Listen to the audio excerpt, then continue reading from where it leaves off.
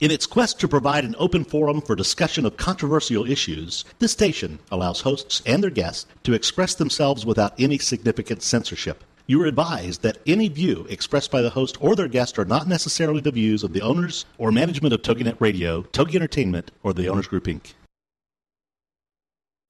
It's time for Motherhood Talk Radio, the most powerful voice in women's issues today, with Sandra Beck and Christy Holly. Ladies, Motherhood Talk Radio is here to give you a powerful platform by giving you interesting, inspiring, and influential information as you navigate everything from childcare to corporate formation.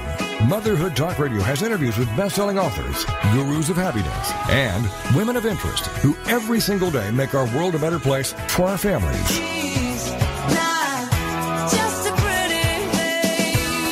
Motherhood Talk Radio, powered by Motherhood Incorporated, is on the air now.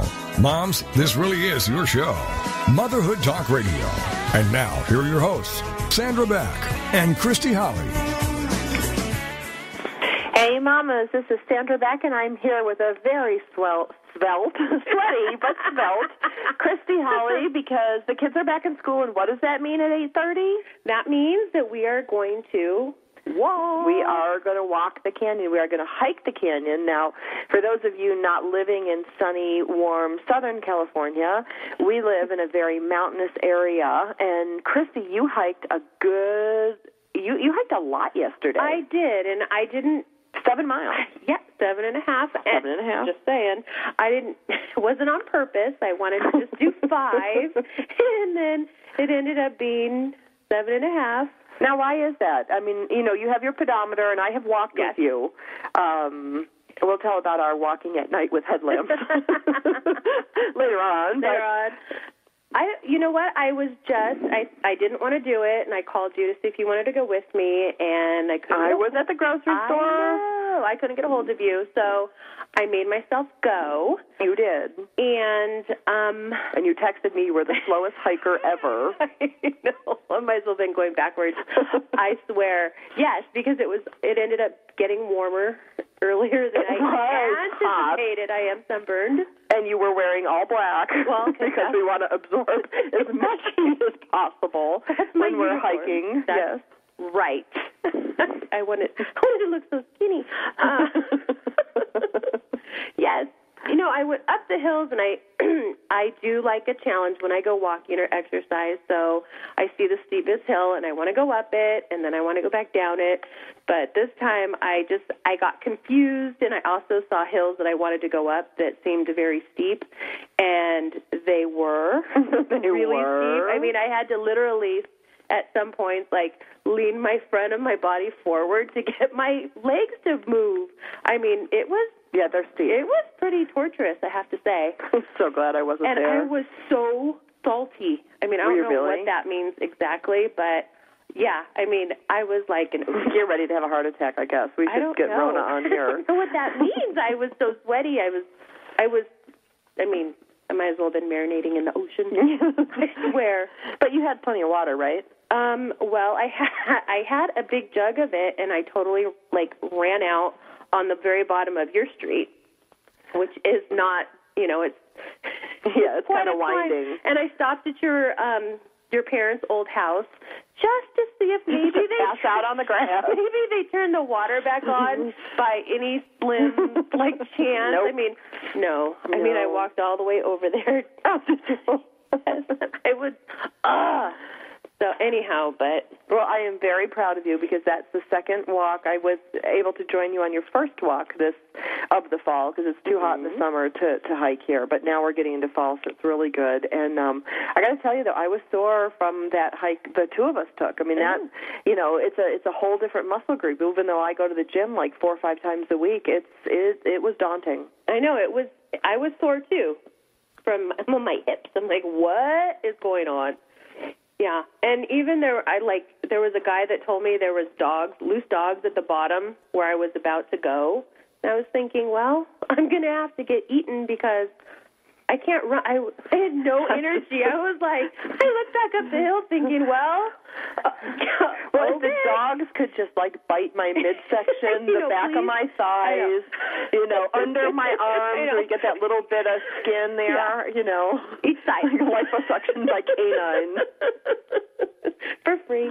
For free. You would just, Well, but it's good that the kids are back in school, but it's very, very stressful. That first 10 days of school, because we have to adjust. We've got to adjust getting them up and out in the morning, and then getting lunches made and backpacks and school supplies. It's a lot, and then they're stressed out. My kids were bonkers last week. Yeah, mine were. Well, it's a big adjustment. I mean, and to get them to bed on time so they can get up early. And my kids they're having a hard time adjusting as well. Yeah. Well, Wacky had his first day of school at 5 years old, my son Zachary, and he was very, very terrified the first day. I mean, he was scared to death. Surprising, because he's a commanding little guy. I mean, he just knows what he wants, and he wants to be around kids. Right, he's Napoleon. He's a little dictator. But for some reason, showing up at school freaked him out. And then he came home. I picked him up at 3 o'clock, and I'm like, hi, honey, how was school today? And he goes, great. He's like, I'm done. What do you mean you're done? He's like, yeah, I went to school, now I'm done. He goes, I don't want to do it anymore. I don't have to do it anymore because I only have to try things once. Like, well, that only relates to food. He's like, what is that book? I learned everything I need to know in kindergarten. One day.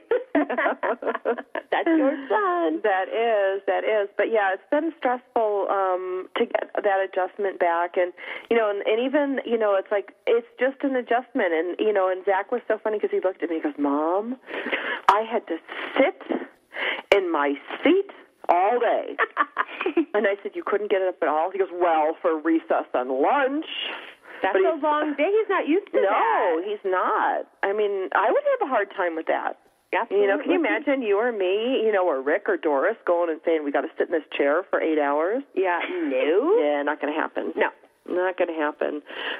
But we're gonna have a great show today because we have a guest who's the author of the book School is Where the Home Is, and it's 180 devotions for parents. I didn't even know what a devotion was until I looked at the book. Did you? No. I usually just call them calls for help. Like, oh my God, I can't take care of my kids for 1 minute longer. And yeah, I know it's hard. It's rough. It is rough. Parenting is difficult. No matter who you are, it is. Yeah. Or what you're going through. Yeah. Right. It just doesn't get any easier. Well, we have some interesting news from Doris in her Motherhood Minute, and it actually has historical significance, which I got to tell you, the funniest thing about historical significance, I hated history. I hated it in when it was social studies in kindergarten, through 6th grade. I didn't like it in 7th and 8th grade where we learned all the explorers, and I only learned the 13 colonies, stuff like that. But I really disliked it in high school. And then what's funny now is, I do work for the History Channel. We do work for the History Project. We're writing these, editing these books with my company for Hitler, Stalin, and Muhammad. It's like I couldn't, swing a dead cat around my office without hitting some historical thing. But this one is actually pretty cool, and it's a fundraiser, and we talked about it yesterday on my sister's show, which is Military Mom Talk Radio, but I'm going to bring Doris on right now to talk about, Doris, what are they doing with the Wounded Warriors project? Yes, here I am. Hi, Sandra and Christy. Hey, Hello. Doris. Hi. Anyway, you're right. I did report on this on your other famous show, Military Mom Talk Radio, and we thought it was worth reporting for this show because I'm sure some of your listeners have friends and relatives that are in the military and would be interested in this type of story. So anyway, it has to do with our friends at the O'Reilly Factor at Fox News, and they've teamed up with the Wounded Warriors Project for this big money-raising auction. And what Bill O'Reilly and his people, they're always looking for ways to raise money for our troops and families, which is, a fabulous thing. And O'Reilly has already raised over $1 million for the Fisher House, and you had said yesterday that you were aware of that project. that you had Fisher actually House had is where people. the soldiers, when they're going through the recovery process, their families can stay, and they're these really nice, places where people can go near the base hospital or near the hospital. So they're really good organizations. Yeah, and he just, like I said, just raised over $1 million for that Fisher House project. So anyway, this particular fundraiser is a real head spinner. Bill has gotten the 5 living presidents, which is President Carter, both of the Bush presidents, President Bill Clinton, and President Obama, to sign 3 of the Wounded Warrior logo posters. Now, his group, O'Reilly's group, has researched this project, and as far as they're concerned, there is no document that has 5 of these signatures all together, which makes this a historical piece. So anyway, the auction's already going, and I just checked it out this morning. It's up to $46,000 for the one poster, and that particular auction's going to end September 26th, and they're going to announce the winner of the auction on the O'Reilly Factor on Fox News. Now, these people know, the Wounded Warrior and the O'Reilly people know that the average person cannot get involved in this auction, obviously. You mean you don't have $45,000 laying around? I think you do. To pay. I think you do, Sandra, but I know I don't. It'll be 47 by the time you bid for shipping. Right, $47,000 was shipping and handling. They had an extra $3.95. Right, there you go. But anyway, what they've done so that they can appeal to us everyday people is that they've made up beautiful facsimiles of the poster. So if you want the cheapo version. Yes, for the common person. So that for $25 or more, we can get in and get one of those posters so that we can have it, in our own homes. Now, I didn't have this information yesterday because all of this just started, but I checked on this also. No, actually, I heard it on the news. But anyway, this particular part of the auction, the $25 part, they have already raised $72,000. Wow, that is great, Doris. I got to cut you off because we got to go to commercial break. BillO'Reilly.com. BillO'Reilly.com. You guys can check it out for the common people like me and Christy and Doris and Rick who don't have a hope in hell of... How about you order it and I'll take a picture with my camera? Oh, my God. So that's the even cheaper version of the cheap facsimile. Yes, just saying. Or we could just cough up $25 towards, Bill O'Reilly's cause for Wounded Warriors. I know. Yeah, I know, because I wouldn't want that hanging in my house. I mean, got to be honest with you. I got enough flags. Got that Iraq flag from the troops in Mosul that was sent to us. 2 American flags. People are going to think this is a military household. Oh, well, I guess it is. I know. I guess it is. Well, my name is Sandra Beck. I'm the host of Motherhood Talk Radio along with Christy Holly, and we'll be with Anita Mellott after the break.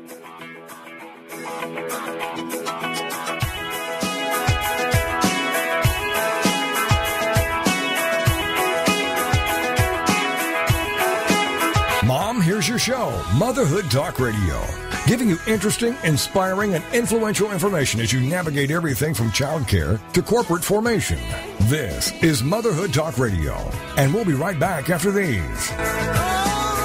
Get ready for the Not So Soccer Mom, Tuesday afternoons at 1 Eastern, noon Central, on TogiNet with Jill Hickey. You name it, from politics to pop culture to Jill's search for the perfect bronzer and chicken salad.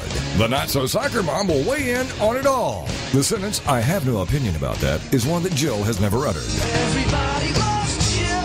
In the early 90s, Jill finally decided to put her thoughts, opinions, mom advice, love of pop culture, hummus, and Starbucks, working out, cosmetic shopping, and politics into an actual website, and thus NotSoSoccerMom.com was born. Shortly after her 4th child, a boy, Jerome, now she's really got tons of topics to share with you. This is Laugh Out Loud Funny, and we're not kidding. What's a loud Nebraska girl who lived in Little Rock for many years and now is up in the Northeast doing? Chronicling her opinions on everything. The wheels aren't off yet, but it's close.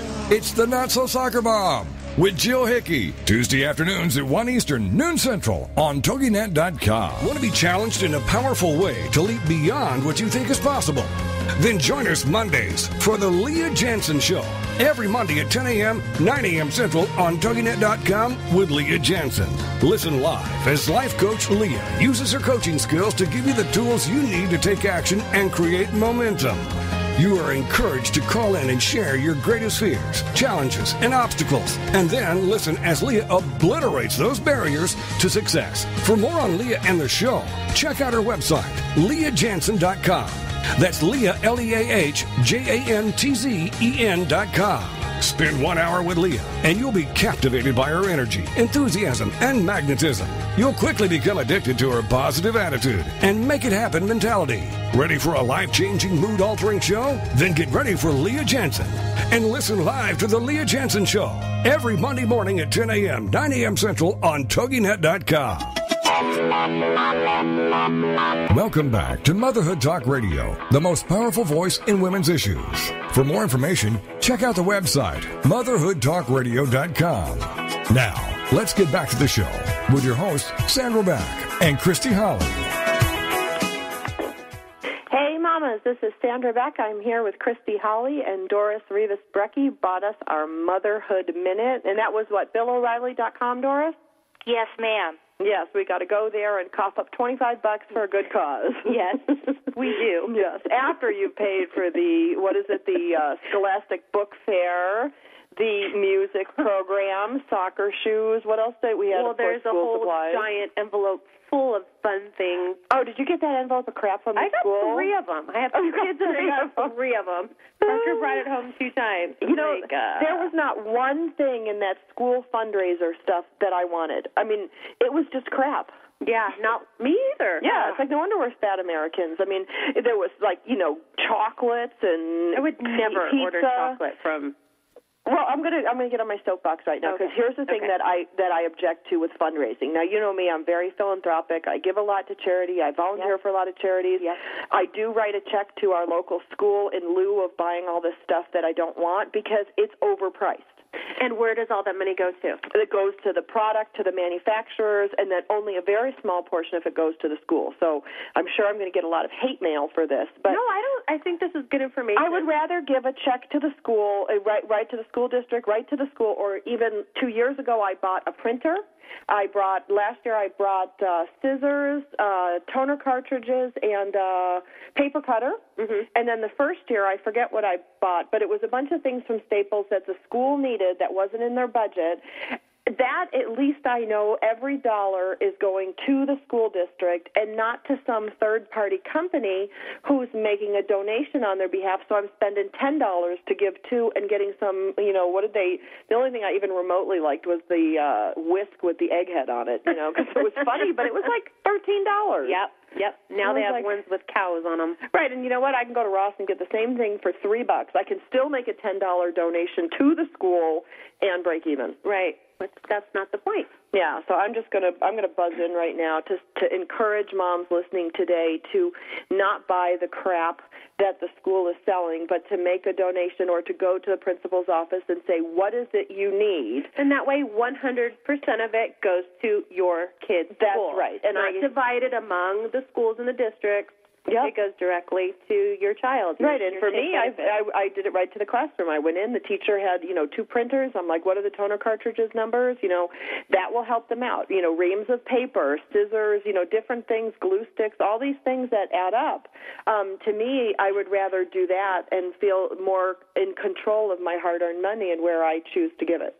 Absolutely, I agree with you. Yes, the mean old Motherhood Talk Radio. Well, it just makes sense. I think so. Just saying.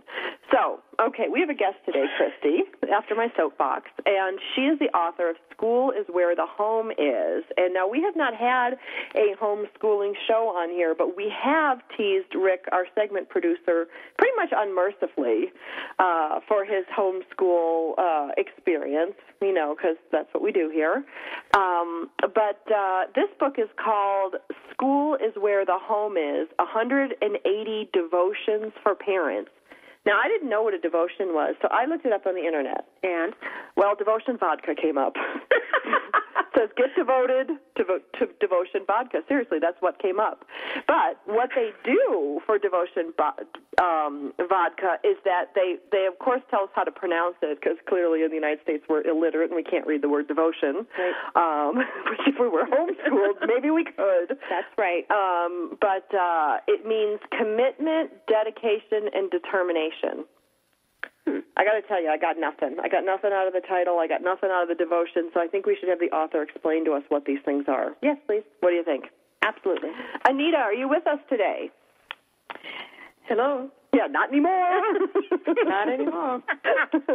Hi, Anita. Welcome to the show. Thank you, Sandra, Christy, and Doris. It's good to be here. We're so glad to have you. Okay, what's a devotion? A devotional. Oh, a devotional. Yeah. It's actually a little inspirational story to give parents a lift during their day.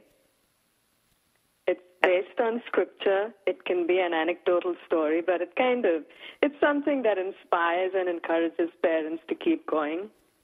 Which I think as parents we need a lot. Oh, yeah. Yeah, especially if you homeschool, I think. Now, in your homeschooling, you're stuck with your kids. I mean, I say that in the most loving way possible. Yes. But you're stuck with your kid 24/7. How is that? Not that in the most loving way. How is that? Well, there's good and bad. The good thing is it helps with relationship building. The bad thing is some days I want to tear my hair out. Thank you. I know. Well, I just wanted to hear you say that. I'm honest. What can I say? Well, good. But that's a beautiful thing, because Christy and I live in a community. It's a very heavily Christian-based community where there's a lot of kids homeschooled. And a lot of times, to be fair, Christy, the moms walk around like, well, first of all, they're God's gift, to raising children.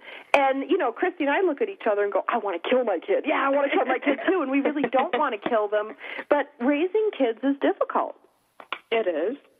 It is. And then educating them and not being able to hand them over to the school district for a little bit of relief is difficult, too.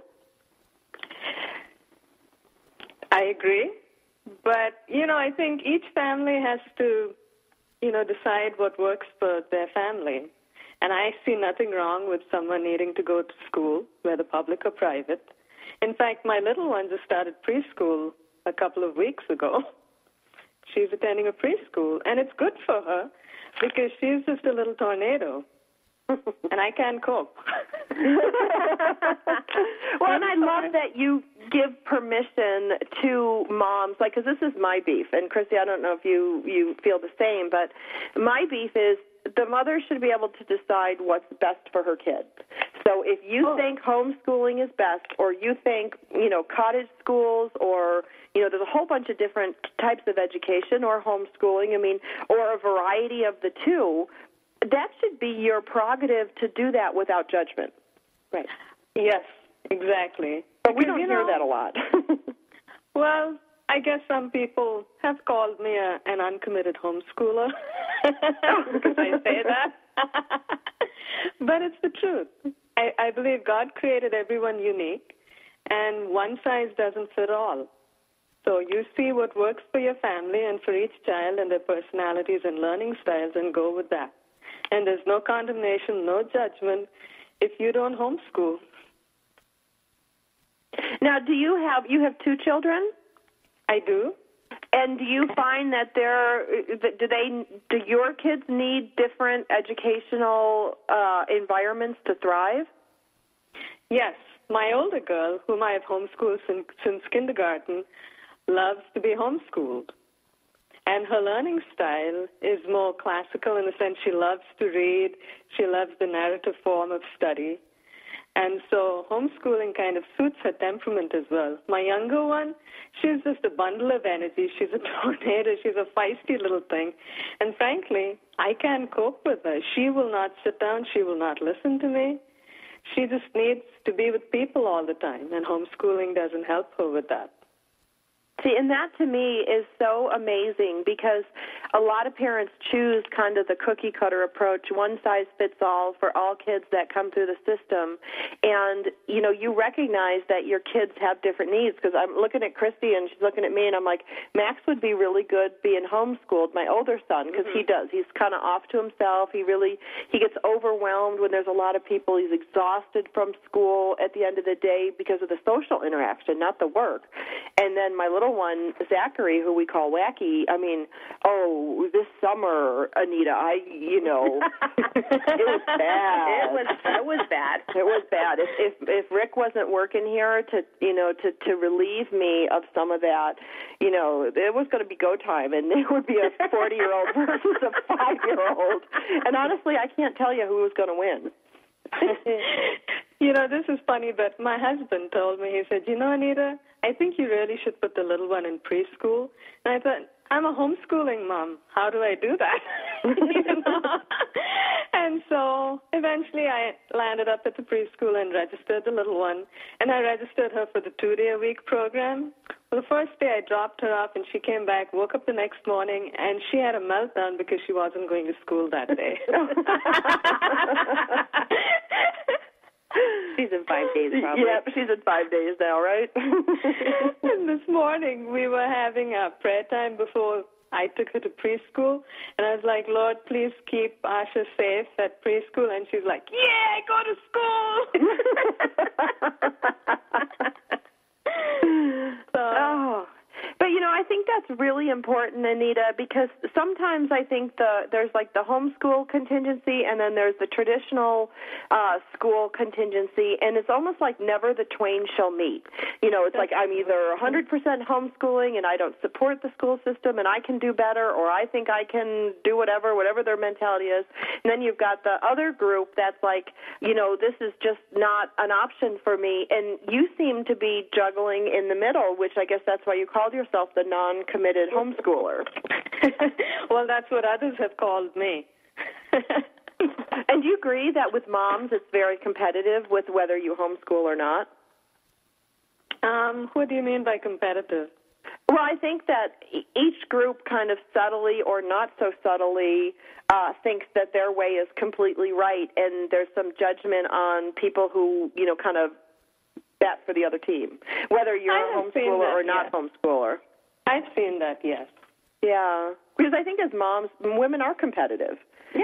They're competitive about, well, my husband does this and my husband does that and my kids are smarter than your kids. I mean, there was one play group I was in early on when I first moved here, and that was in Northridge. It wasn't even up here in Acton, which usually I make fun of Acton, but today we'll give it a break. We'll go pick on Northridge. Yay! We went to this Mommy and Me thing, and I got in trouble because I made up my own words to the songs because I didn't know the songs. And she's like, follow the sheet of paper, and, I didn't.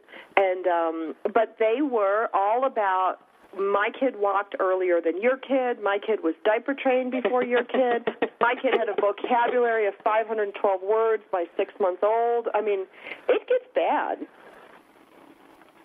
Well, that's sad, but I don't think it necessarily needs to be that way.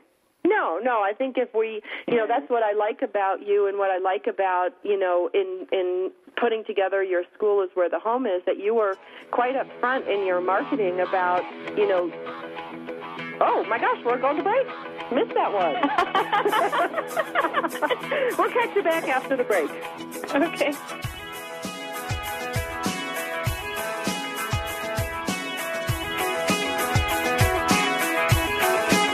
Mom, here's your show, Motherhood Talk Radio, giving you interesting, inspiring, and influential information as you navigate everything from childcare to corporate formation. This is Motherhood Talk Radio, and we'll be right back after these. In the healthcare industry today, most of us are left in the dark when our doctors talk to us about our health and wellness. It seems that they don't have enough time to be informative and give us the options we deserve. Are you frustrated with today's medical advice as I am? Join the Medical Insider with Danny Walker and Dr. Richard Powell as they discuss the insider look at various therapies, medications, supplements, and much, much more. We will bring you the cutting-edge information regarding your healthcare and how you can take control of your healthcare decisions by not being fooled but being informed. Danny Walker and Dr. Richard Powell will be joined by experts in various fields throughout the healthcare industry, and they'll uncover the information that you should know about when it comes time to making those crucial decisions. Don't be fooled. Be informed with the Medical Insider every Wednesday at 1 o'clock Eastern, 12 Central. Parents, if you feel overloaded, overworked, underappreciated, and seriously stressed out, The Parents Plate is here to help you. The Parents Plate with Brenda Nixon. Tuesday mornings at 10 a.m. Eastern, 9 a.m. Central on TogiNet. It's time to build stronger families through parent empowerment, and that's what The Parents Plate does. The Parents Plate understands the busyness of life and balancing child rearing and other commitments. Brenda Nixon will be talking to noted experts and authors on all issues, from teething to teen driving.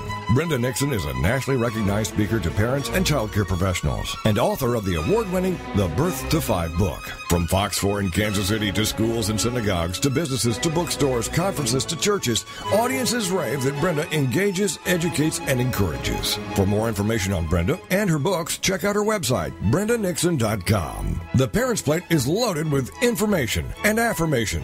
The Parents Plate with Brenda Nixon. Tuesdays at 10 a.m. Eastern, 9 a.m. Central on TogiNet.com. Welcome back to Motherhood Talk Radio, the most powerful voice in women's issues. For more information, check out the website, motherhoodtalkradio.com.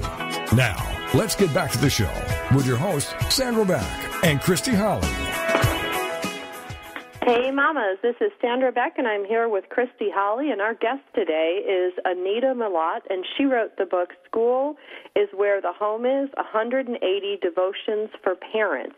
Now, you guys, I want you to check out Motherhood Talk Radio. You can find us on Facebook under Motherhood Talk Radio. You can also pick up old shows. Don't laugh at me. You could do this, but you won't. I know. You want me to pick on you for having the perfect family again? Well, Hannah got a bad note sent home, so no. Did she? Oh, let's talk about that before we go back to Anita. Yeah. Real quick. What did she do? Well, she's... Now, Hannah's 8, for those of you playing along at home. She's not happy about it. She was crabby when I picked her up yesterday. She's got this paper out. I see her.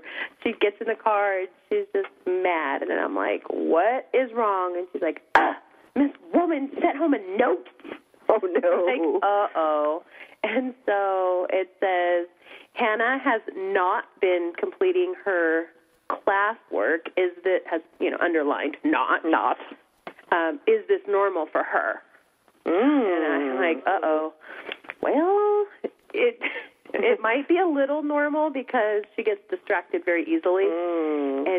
And she says, well, everybody was talking to me at my table, and I couldn't concentrate, and they wouldn't stop talking to me. That's what she said. She loses focus. So, or if she doesn't understand something, she just doesn't, completely loses any, she's not going to do it. God, I wonder where she gets that from. I do not know. I do not know. Mother apple does not fall far from the tree. I know. Well, she is like me. When I was in school, I had to have quiet. I see that now. I know. Well, I need to concentrate and focus. And if I keep talking to you, you will lose your train of focus. I know. I thought that, that's what happens. Yep, that's what happens. So we need to figure out how to fix that. But I told her to ignore those kids or, we'll have your seat moved. Yeah, well, she sits next to Max. She sits next to Max, and then Chris sits next to her. But I don't know if they're chatty chatterboxes across the way. Well, she was saying the girl, whoever it was, Yeah, let's blame that girl. Whoever, her fault. I don't know. Well, I told the teacher she could move her, Whatever is going to help with her work, but anyhow. It's hard. Well, I'm sorry Hannah got that note, but, it does make me, Makes you happy that my poor daughter... You're back with us fairy life. Daughter is upset, mad. No, we love Hannah. We love Hannah. Okay, so we're going to get back on focus now, back to our guest, Anita Mellott, who's been waiting patiently for us to pay attention to her. Hey, where can we buy your book? Oh, it's available on Amazon, Barnes & Noble, all major bookstore retailers. Okay, so what's it about? How do you use it? I know it's 180 devotions, so there's 180 inspirations in there for us, like Christy and I. Yes. Yeah, It basically covers 180 days of the school year because our school year runs for 180 days. Because I was like, 360. I'm missing a whole year, but 180. So you're supposed to read one a day, like a vitamin, like it's an emotional vitamin for a parent. Exactly. That's Thank you. The idea. You run a marketing company. Sorry, go ahead. There you go. Well, that was the idea, one a day. One a day during the school year. And what about for snow days? I'm teasing you. There's no snow days in the book. We actually do have snow days as homeschoolers. You know what? We have mommies upstairs in the bathtub day homeschooling days. It was so funny this past year in Atlanta when we got some snow and the city actually shut down. And it happened on a Monday. And my older girl couldn't go to her homeschool classes. And, all these years, I've heard, why can't I have a snow day, Mom? I don't like being homeschooled. I want a snow day. And when she got one, she was like, I wish it hadn't been on a day when I had to go to school. The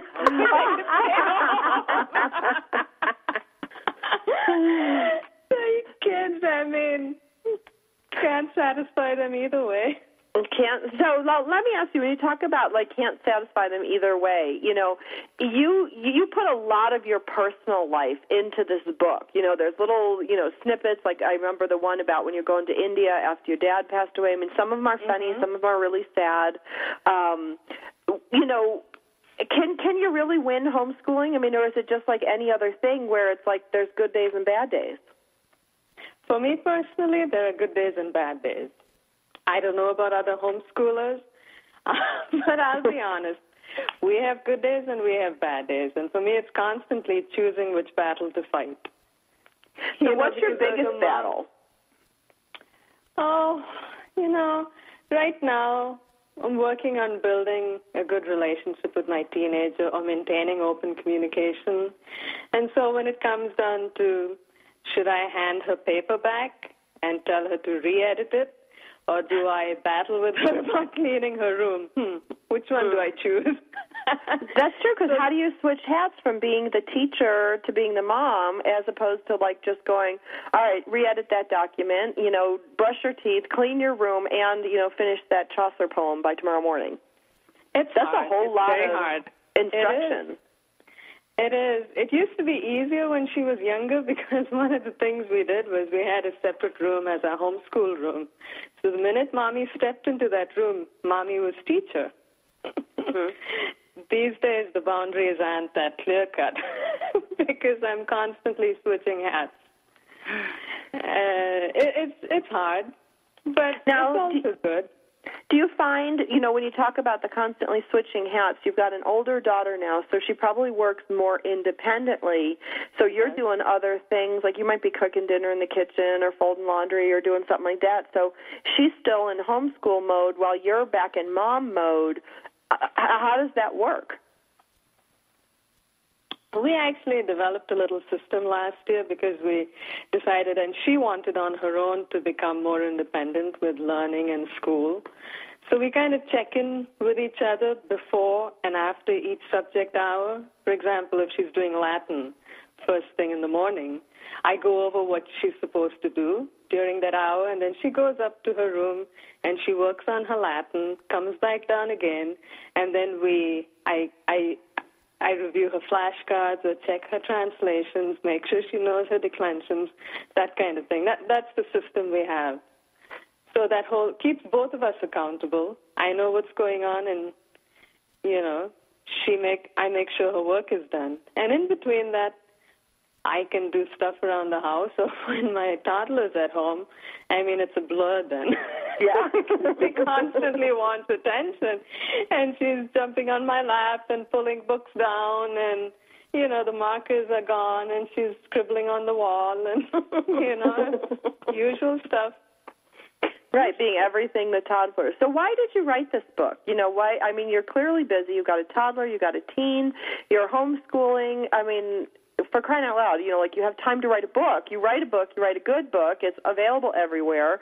Why did you write this? A fit of insanity? No, I'm just kidding. Well, I homeschooled. This is my 9th year of homeschooling. And I homeschooled for 4 years before we moved to Atlanta. When we moved to Atlanta, there was a huge homeschooling community here. And I was able to plug into what they called encouragement groups. And so I attended my first homeschool encouragement meeting about 5 years ago. And I was just so heartened and encouraged by being with other homeschooling parents, because I realized my child wasn't the only one who looked out the window and was doodling. Well, mine wasn't the only one who didn't want to do chores. And, and there was a synergy about being with other parents on a similar journey. And so I started thinking about, how would it be to have a book that offered inspiration or encouragement for each homeschool day? And that's how it began. So when you put this book together, how did you know what scripture things to put in there? I mean, I can get, Christy and I could write devotions on how to get through the day. We could be like, get up, just keep doing it. Just do it. But how did you know to pull in all the scripture stuff? Well, I think a lot of prayer and just reading the Bible, and verses would kind of come out at me. Praying. I'd use a concordance. And just, yeah. So why are most Christian families make up the majority of homeschoolers? I don't really see other groups of people homeschooling. I see a lot of Christians, kind of filling up that homeschool category. Why is that?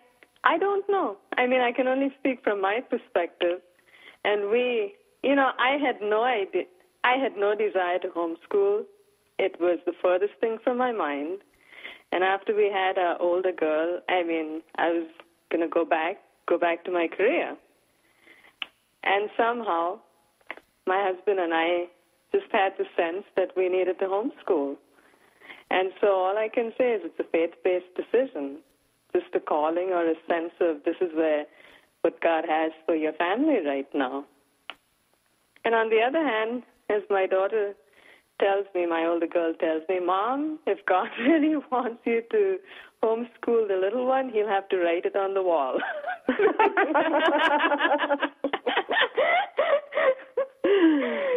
So he really would have to, in bold capital letters. Big, bold, big capital letters. Yeah, because there's a lot of social interaction that happens in school. Like I think of, getting Valentine's on Valentine's Day, and, a lot of different... We have homeschool co-ops or homeschool groups that get together once a week. So kids have that social interaction. In fact, we're part of a group called Classical Conversations, where my older girl is in a classroom setting once a week with a tutor and, a dozen other kids. And the tutor sets them up with work for the remaining week. But there's a lot of socialization and social activities, at least from what our experience has been. And I think my husband and I were conscious of the socialization issue, and we made more of an attempt to engage our daughter in group activities. Does that make sense? That does. I need to take us to commercial break. Our guest today is Anita Mellott. She is the author of School is Where the Home Is, 180 Devotions for Parents. There's 180 of them to represent each day of the school year. They don't have to be for just homeschooling. They can be for really any parent that is involved with their kids' activities and involved with their kids' education. My name is Sandra Beck. I'm the host of Motherhood Talk Radio, along with Christy Holly and Doris Rivas-Brecky. When we come back from the break, we're going to talk a little bit more about devotions for parents.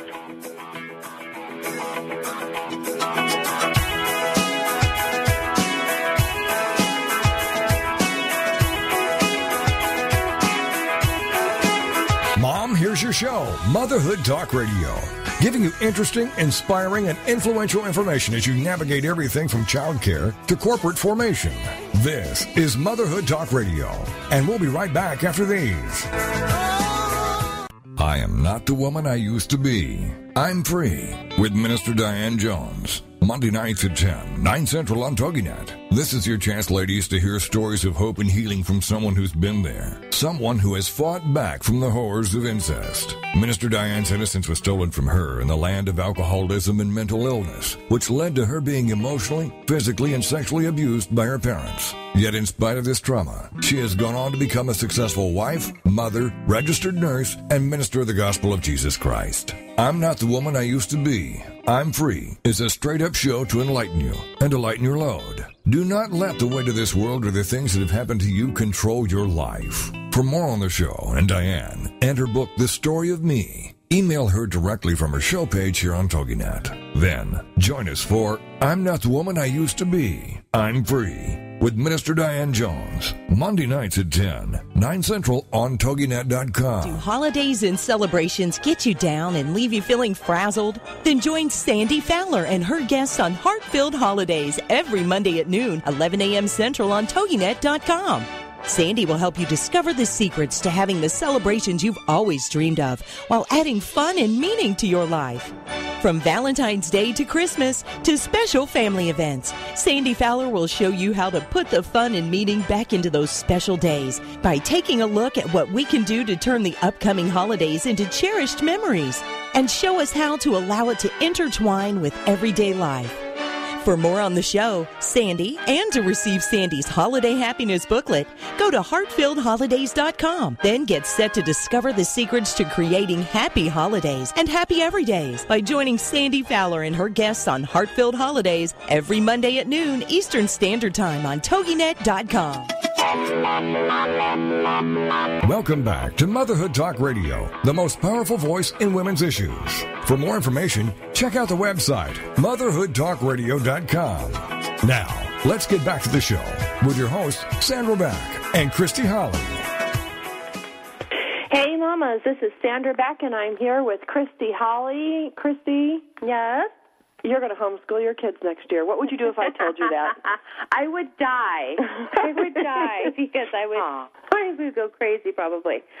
But you have some good questions for Anita, who is our guest today. She's the author of School is Where the Home Is, 180 Devotions for Parents, available on Amazon, Barnes & Noble. You can check her out at Anita Mellott, and that's spelled MELLOTT.com. So, Christy, you have a question. Well, first of all, I would like to say that I admire anyone who would take on the responsibility of homeschooling their kids because I would be, for me, I would be so scared that I would miss something or something critical in their, miss something that they need to absolutely have in their, in their lives.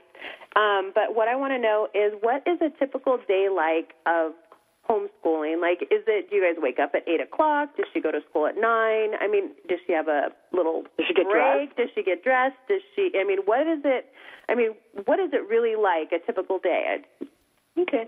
Well, first of all, Christy, I can completely identify with those concerns about missing something in your child's education because that's the way I felt and I still feel. And, the homeschooling at least offers so many different options for curriculum and support. There are what we call hybrid schools where the child can go to a school kind of environment 3 days a week and be home 2 days a week. There are satellite programs, all kinds of different things to help the homeschool parent make sure the child has a rounded education. In terms of our typical school day, we usually start school around 8:30 in the morning. Mm-hmm. And that's typically what's worked for us in terms of my daughter learns well first thing in the morning. If I wait till later in the day, she's just busy with other things then. We tend to function more on a more formal type of school day. We have an hour per subject, depending on how much she needs. And, there's flexibility in that. If she needs more time to work through math, then we have a cushion for that. But we typically go from about 8:30 in the morning to about 2:30 in the afternoon. Some days she needs more time depending on the amount of work she has. We'll break for about a half hour for lunch in between. And then we're busy with her activities, piano, basketball, whatever. Well, what subjects do you typically teach? Is it something that's suggested by your state? How does that work? I mean, are there guidelines that you have to use, or do you have to take special tests, for the state to determine if she's passed a grade? I mean, I don't understand. Georgia has certain rules in place. Mm-hmm. The first thing you need to do is to send a letter to the superintendent of education. That's called a letter of intent to homeschool. And then you have to submit a monthly attendance report to them. And you have to complete 180 days of school. And they have a certain grade level where you have to administer a standardized test.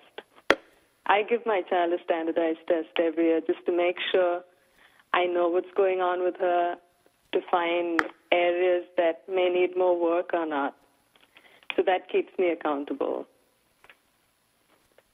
So when you talk about being accountable, what is your responsibility load with this stuff? It's like if your kid fails, do you fail? I mean, do they make you take them back to school? I think it's hard to separate the two because, if my kid fails, then of course I'm going to feel like a failure. Good grief, I'm the mom and the teacher, So it's hard to separate the two. But, there are so many different curriculum options available. Some are, curriculum, what we call curriculum in a box, where you can literally get everything you need for your whole homeschool year, depending on what grade level. You've got your teacher's plans, your whole schedule for each day, and the 36 weeks of your school year. Everything's planned and given to you. You just teach. Some parents use an approach where they have a DVD curriculum. You put the DVD in, and lo and behold, there's your teacher. That wouldn't be too bad. What about, can you plug them into a computer once they're old enough? Are there online homeschools where you can just plug them in and then feed them, bathe them, and plug them back in? Exactly. I mean, there are virtual academies where kids can connect with each other and the teacher in a virtual classroom. There are all kinds of options available. Well, I know there's distance learning programs that are used with some of our military kids, who are bouncing around the world, and all these different educational things. Like, how is it regulated? Do you have a state exam at the end of the year? Is there some homeschool test, 9 you have to pass before you go on to the next level? Like I said, Georgia says that at certain grade levels, you need to administer to your children a standardized test. That could be the Iowa test of basic schools, the Stanford test, whatever. As long as your child, you have those scores from the standardized tests and keep them on file. I don't know what other states require because I don't live there. That's right. Well, we're going to say New York and California. I know New York and California have a lot of standardized tests. Yeah. I don't know anything about the homeschool. Hey, Chim over there, did you have to take standardized tests? Yes. Rick Swanson, who is handling the nodding of the head, saying, yes, there are standardized tests here. Iowa testing, he said, so the same thing. Same thing. Anita, what do you think is the best thing about homeschooling? For me, it's time with my kids. Because you don't get enough. Well, sometimes it's a little too much. But the time with this kid. The time with this kid. The little one got the punarooski right into preschool. I think what I enjoy about it is it gives me time to build relationships. For me, I just feel, especially dealing with a degenerative autoimmune disorder right now, life is short. And the moments we can capture with our family are what make memories. And we've teased you a lot, Anita. We've teased you. You've been such a good sport today on the show, and you've got a great sense of humor. So, we totally dig that over here. But let's talk a little bit about your condition, and was that a big factor in deciding to homeschool?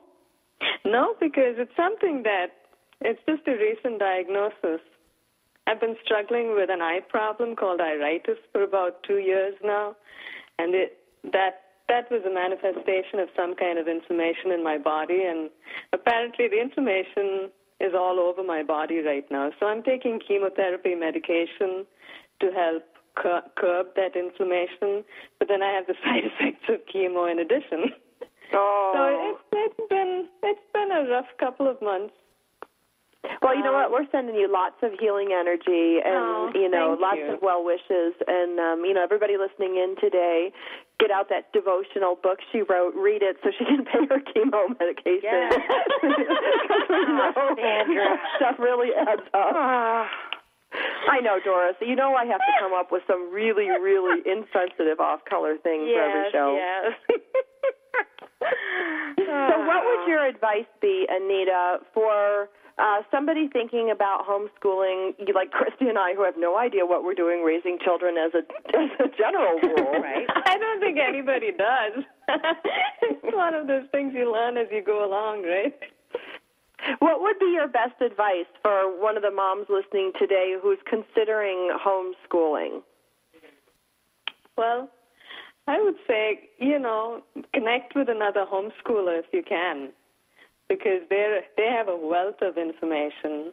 There are several companies out there that are homeschool curriculum companies, Abeka, Sunlight, read Charlotte Mason's book, Susan Wise Bauer's book. Check out classicalconversations.com and the classical approach to homeschooling. And, don't be overwhelmed. It can be very overwhelming when you think about, being in charge of your child's education. But, Rome wasn't built overnight. And I think as you keep going in homeschooling, things get a little better because there are so many people around to come alongside of you, to give you advice and suggestions and to learn from one another. Now, when you look at this homeschool stuff, I don't know about you. I look at my kid, he's in third grade. He brought home this homework. I taught him how to do it wrong. I thought it was right. How do you handle, I don't know what you're doing in your homework, but somehow I'm supposed to instruct you, grade you, and push you to the next level? Right. Especially for those of us who are math challenged. Yes, especially those of us. Well, I'm very honest with my kids. And if there's something I don't know, I tell them. And we go and research it together. This year, somebody else is teaching my daughter math simply because my daughter was asking me questions that I couldn't answer. Why is A times B AB? But why? I'm like, I don't know. That's a damn good question. Memorize it, So we're paying for a math tutor right now who can explain those a lot better than I do. I have a question for you, and we got 2 minutes, so make it quick. Well, I want to know, what role does your husband play in this? How does he help you out? Because you're doing an awful lot during the day. Does he relieve you of... Can I make a sound effect? Yes, please. Go ahead. I want to know how he relieves, or what, does he help you with the homeschooling, or is that just solely you, or what? He helps. He's a huge support. When he comes home, he kind of takes over with the kids and gives me a bit of a break. There are days when I'll meet him at the door and say, okay, they're all yours, and walk out the door. Me too. It has happened, and it will happen. Last week I was in Toronto for some interviews, and he took over. He took a couple days off work, and he stayed home with the kids and was super mom, super dad. What's his name? You call it. Jim. Jim. Yeah. So, and you know what? I hate to cut you off. I got to take us out of the show. My name is Sandra Beck. I am the host of Motherhood Talk Radio, along with Christy Holly and Doris Rivas-Brecky, who brings us our Motherhood Minute. Our guest today was Anita Mellott. You can check out her website, Anita Mellott, MELLOTT.com. She's the author of School is Where the Home Is, 180 Devotions for Parents. We're going to thank Jim, her husband, for supporting her, even though I made that sound effect. Come back next week and we'll have another guest. She's written a book about salsa and spirituality. My name is Sandra Beck, and we will catch you next week.